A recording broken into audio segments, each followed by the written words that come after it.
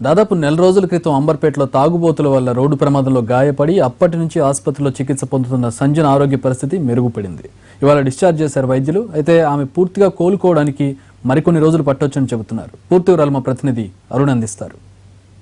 తాగుబోతు డ్రైవింగ్ వల్ల ఒక చిన్నారి ప్రాణాపాయ స్థితిలోకి వెళ్ళింది. ప్రస్తుతం మనం చూస్తున్న ఈ సంజన ఇప్పుడిప్పుడే తేరుకొని తన షాక్ నుంచి పూర్తిగా కోలుకొని నవ్వుతూ కనిపిస్తున్నటువంటి ఈ అమ్మాయి గత 24 రోజుల పాటు పూర్తిగా ఆసుపత్రిలోనే ఉండింది, చికిత్స తీసుకుంది. ఒక ఆయన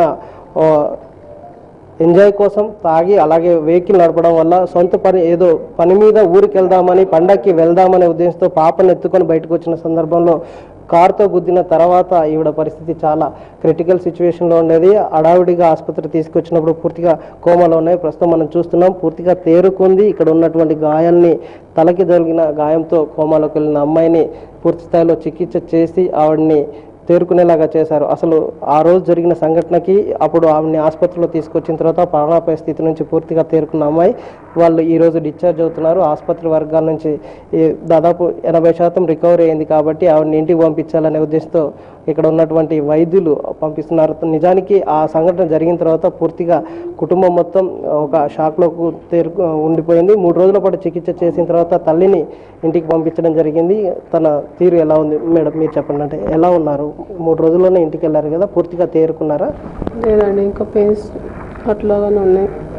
ఉంది, చాలా బాధ ఉంది. ఇంకా ఎక్కువసేపు కూర్చోలేను, పడుకోలేను, ప్రాబ్లం ఉంది. ఇంకా అంటే ఇప్పుడు ఎవరైతే యాక్సిడెంట్ చేశారో తను 1 రోజులోనే బయటికి రావడం జరిగింది. వాళ్ళకి ఎలాంటి శిక్ష పడితే బాగుంటుందని? ఇంకొకరు అట్లా చేయకుండా శిక్షించాలండి. అది నాకు చాలా బాధగా ఉంది ఆయన బయటికి వెళ్ళినట్టు. ఎందుకంటే ఈరోజు పాప ఎంత అనుభవించింది, నేను ఎంత బాధపడుతున్నా నాకు తెలుసు, పాపకు తెలుసు. కాబట్టి చాలా పనిష్మెంట్ కంపల్సరీ. అంటే మీరు ఫస్ట్ పాప చూసినప్పుడు చాలా క్రిటికల్ సిచ్యువేషన్ ఉంది. ఇప్పుడు ఎలా ఉంది? పాపను చూస్తుంటే ఎలా ఫీల్ అవుతుంది? కొంచెం హ్యాపీగానే ఉంది. కాకపోతే పాప నడిచి కూర్చుంటే చాలా హ్యాపీ. దేవుడు ఇప్పుడు మాకిద్దరికి కొత్త జీవితాన్ని ఇచ్చి 100%. మరోవైపు ఇక్కడ తండ్రి కూడా ఉన్నాడు, ఆయనతో మాట్లాడదాం. మీరు చెప్పండి, మీ పాప పూర్తి స్థాయిలో ఇప్పుడు నవ్వుతా ఉంది. అసలు అప్పుడు చూసినప్పుడు అయితే మీరు కన్నీళ్ళ పర్వమయ్యారు. ఇప్పుడు ఎలా ఉంది ఆ పాప తేరుకున్న తర్వాత మీ ఫీలింగ్స్ ఎలా ఉన్నాయి? పాప తేరుకుంది కానీ హ్యాపీగానే ఉంది. కొంచెము ఇంత అసలు కోమాలోకి వెళ్ళి బయటికి వెళ్ళడము, అందరినీ గుర్తుపట్టడము సంతోషంగానే ఉంది. పాప ఇంకా ఫ్రాక్చర్ ఒకటి అయింది, అది కూడా క్లియర్ అయిపోయి మంచిగా నడిచి కూర్చుంటే ఇంకా హ్యాపీగా ఫీల్ అవుతాం. అంటే ఇంకా ఎప్పుడు మళ్ళీ తీసుకురావాలన్నారు? ఎంత పర్సెంటేజ్ రికవరీ కావాలి? 3 వీక్స్ తర్వాత డాక్టర్ తెమ్మన్నారు. దాని తర్వాత అప్పుడు చెప్తారు. ఇంకా ఇప్పుడు ఇవాళ డిశ్చార్జ్ చేసి మా మెడిసిన్ ఇస్తా అన్నారు. అంటే డబ్బులు ఎంత కట్టారు? గవర్నమెంట్ చూసుకున్నారు. మేము డబ్బుల గురించి ఏం పెట్టలేదు, మొత్తం గవర్నమెంట్ చూసుకున్నారు. ఇంకా అందరు హెల్ప్ఫుల్గా డాక్టర్స్ కానీ మీడియా కానీ ఇంకా అందరూ మీడియాతో సహా ప్రతి ఒక్క ఛానల్కి ధన్యవాదాలు. ఎందుకంటే పాప ఈరోజు ఇలా ఉందంటే డాక్టర్స్ మీడియా అలా చేసే పని వాళ్ళందరూ మాకు హెల్ప్ఫుల్గా ఉన్నందుకే పాప మాకు దక్కింది. పాప మాట్లాడతావా? ఎలా ఉన్నావు? హ్యాపీగా ఉన్నావా? అందరిని గుర్తుపడుతున్నావా? నాన్న ఏం చెప్పాడు? చాక్లెట్ ఇచ్చాడా? చాక్లెట్ ఇచ్చారా? స్కూల్కి వెళ్తావా?